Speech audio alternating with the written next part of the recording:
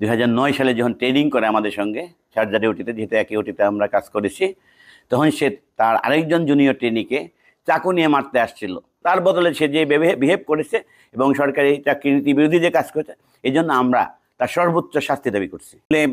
বর্মনকে আমি অনেক আগে থেকে চিনি, প্রায় 20 বছর আগে থেকে।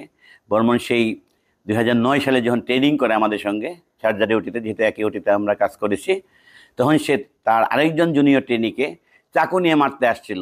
অর্থাৎ তার বিহেভটা কেমন এটা আমরা আগে থেকেই জানি। এবং গতকাল সে যে বিহেভ আমাদের সম্মানিত ডিজি মহোদয়ের সঙ্গে করেছে, এটা তার জন্য আসলে এটা বোধহয় স্বাভাবিক বিহেভ, বিকজ তার এই ধরনের বিহেভের অতীতে অনেক নমুনা আছে।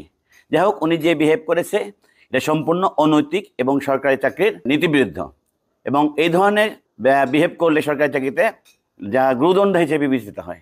সব মশার বিরুদ্ধে সুরক্ষা দিতে এলো বসুন্ধরা এক্সট্রিম অ্যারোসল, মশার বিরুদ্ধে এক্সট্রিম সুরক্ষা। আর একটা ব্যাপার যে সে বলছে প্রমোশন বঞ্চিত, আসলে সে প্রমোশনে যোগ্যতা অর্জন করতে পারে না 2024 সাল পর্যন্ত। কেন? সরকারি চাকরিতে প্রমোশন পেতে হলে তাকে বিভিন্ন পরীক্ষায় অবতীর্ণ হতে হয়। সে ফাউন্ডেশন ট্রেনিং, বিভাগীয় পরীক্ষা, এমনকি সিনিয়র স্কেলের মতো পরীক্ষা সে কোনোটাই অর্জন করতে পারেনি 2024 সাল পর্যন্ত। 2024 সালে সে যখন তার প্রমোশন হচ্ছে না, চাকরি শেষ হয়ে যাচ্ছে, তখন সে তাড়াহুড়ো করে বিভাগীয় পরীক্ষা এবং ফাউন্ডেশন ট্রেনিংটা দিয়ে দেয় এবং চাকরি স্থায়ী করে।